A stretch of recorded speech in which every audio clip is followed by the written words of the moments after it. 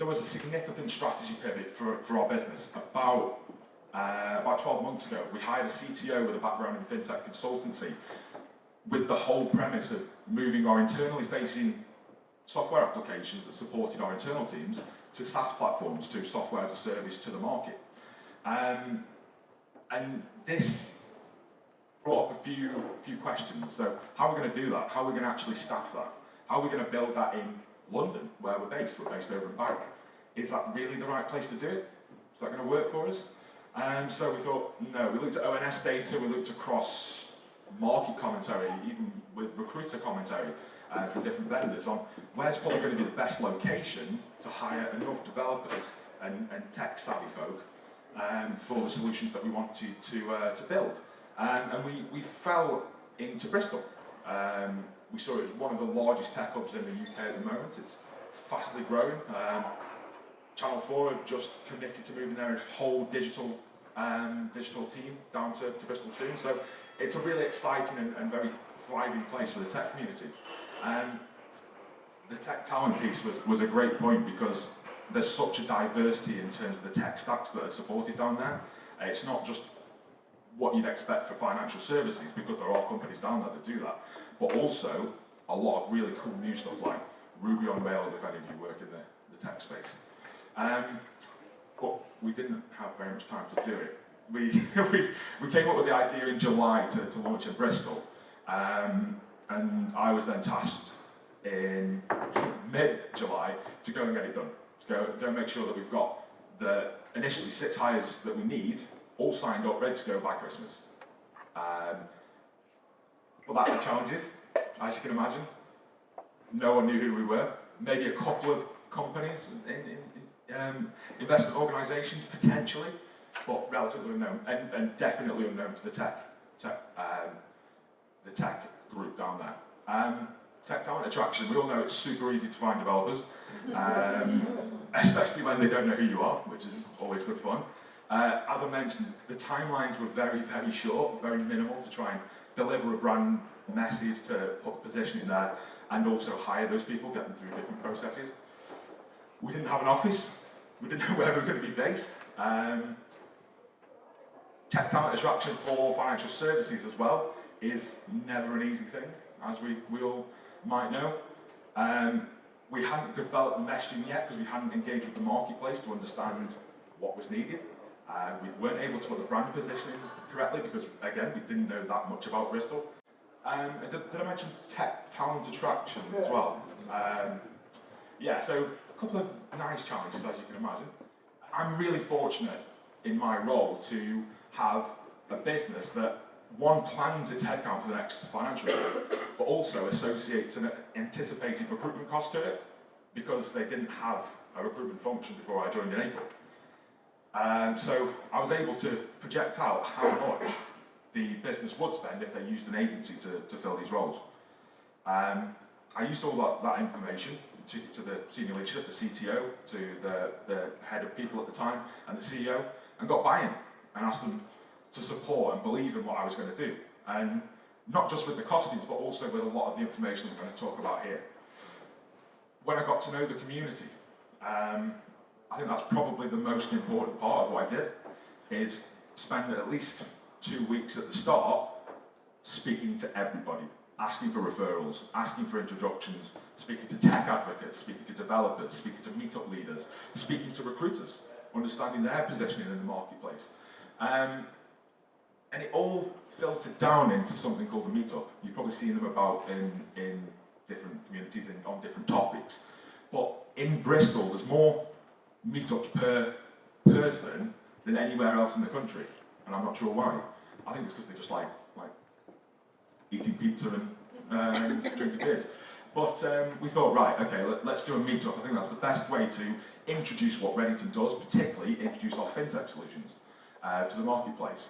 But we couldn't do that alone. There's no way we could do it organically, and that's where the guys at Vaughn came in. I'd worked with Vaughn previously, and to be quite honest, the results that we got from the initial piece that we did with them was not what I expected. I think I was way too optimistic with what I thought it would achieve. But learning from that, the IP and delivery to the different channels that they provide was invaluable to what we did.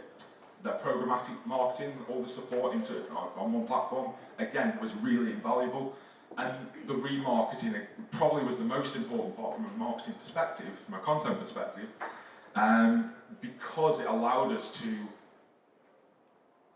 target the people who've already engaged with our content. So I want to talk about the messaging and positioning now. So as I mentioned, I spoke to everyone that I could. I got introductions to people who were running not-for-profits, startup accelerators in Bristol, startup incubators in Bristol, people that were advocates of the tech scene, people that were advocates of the diversity agenda in Bristol as well, particularly from a tech perspective, because it was massively important for us. I tried to understand the demographics as well. Fortunately, I'm a bit of a nerd as it is, so I really love understanding what the tech community do and understanding what channels they operate on, because most developers, they're not going to sit on LinkedIn, and they're not going to really spend much time there.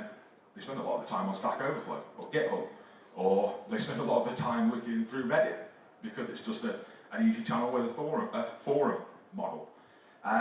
And trying to understand what that talent in Bristol, specifically Bristol, did, and why they do what they do, and why they engage with the different marketplaces. We actually ran two different flight plans when it came to the marketing that we did. So one flight plan was about this fintech with a social purpose messaging. That was all down to the conversations that I had in Bristol. It was all down to the way that I perceived and we had perceived the Bristol marketplace and how they operate.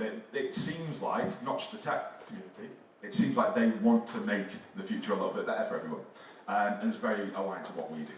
So we actually created our campaign so that it focused towards this event, this meetup. Not about recruitment, not telling anybody about this job's open and we're going to open a new office. It was more of an introduction. Who is Redington? What do we do? What cool tech stuff do we do?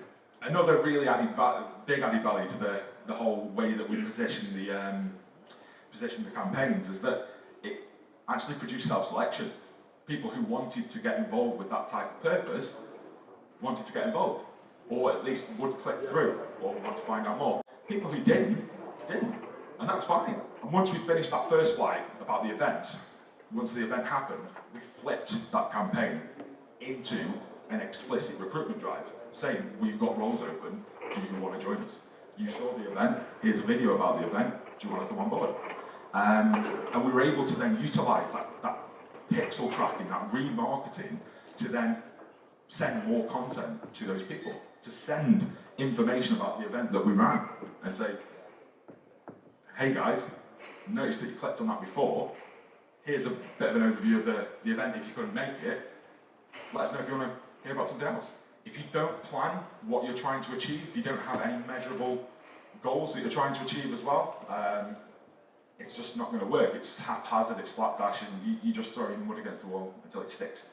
We define these objectives in terms of hiring the headcount that we needed, in terms of engaging with the Bristol community so that people knew who we were, but also by being able to do it in a way that was without agency support, because we felt, not that we don't use agencies, absolutely, we all do, but we felt that because it was such a new launch for us as an organisation, a new venture, to hire those people directly was the most integral part, because we are then able to really communicate what we believe is our culture and what our values are as an organisation. We had really great informed KPIs from the guys at Bond.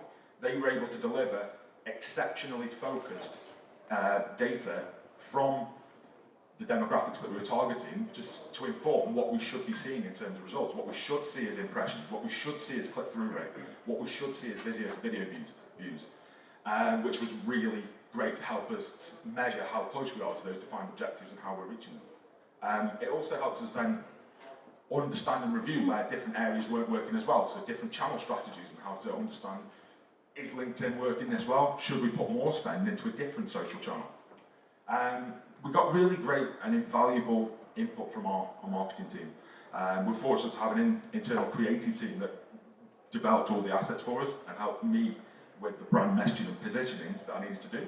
I talked about the fintech with the social purpose, that sort of element that fed into how we perceived Bristol to be, the Bristol tech market to be.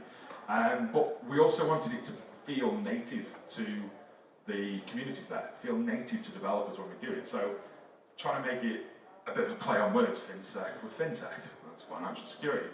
Or even using pseudocode, writing it in a way that almost seems native to a developer, because that's kind of how you would define in different types of coding, which really we saw some really great insight from, because it's again so native to what they do. It's where they do it. Again, video content, just to highlight, is an absolute must. If you're doing anything with recruitment marketing, anything about your talent brand, your employer brand, your EVP, whatever buzzword you want to call it, you must give people genuine video content that highlights what that is.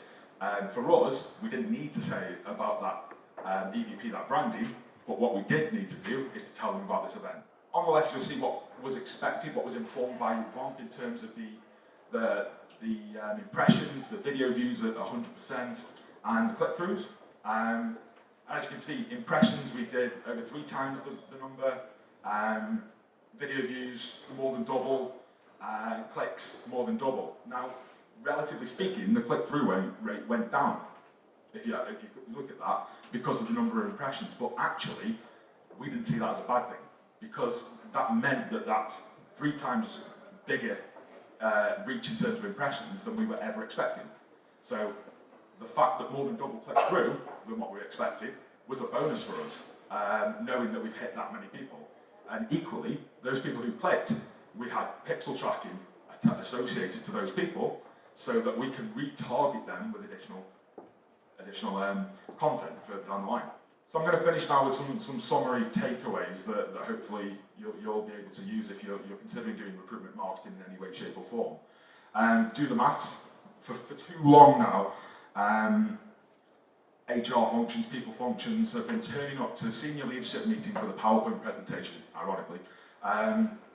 We need to go with spreadsheets. We should be turning up with an Excel spreadsheet with a costed out plan of what we're going to achieve and how we're going to achieve it. Get senior sponsors. By doing that costing and getting that buy-in from the business, in terms of the numbers, you'll get senior stakeholders buying into it, because if you can say to them that you're going to save 20 grand on agency spend, they'll jump on it. They'll be straight on. 20 grand, 50 grand, 100 grand, who knows? But that's how you get the buy-in there. Set really strong and defined objectives. Make sure that you buy into them yourself, because if you don't, it's a waste of time. Set yourself goals. Look at Locke and Latham's goal setting theory. It's more personal goals, but really look at that. It's really, really good stuff. And make sure that everybody involved in the process or the campaign has bought into those objectives as well. As I mentioned before, speak to everyone. Network, network, network. Pretend that you're an agency recruiter. Pretend you're a resourcer just joined in the agency world. Get on that phone, melt it. Go out and meet people face to face, and be genuine. Just ask them the questions that you want to know. Use a data-driven platform. Vonk were fantastic in terms of providing that for us, because we were then able to understand where things went well. We're able to understand where things didn't go so well, and adapt and change the things that we were doing in the future or for the next campaign to do that. And finally, be genuine. If you haven't got an office, don't tell people you've got an office in that location, because we were pretty upfront with that.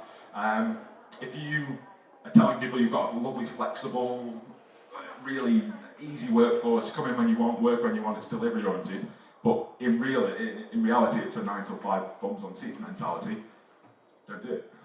Just be as genuine as possible.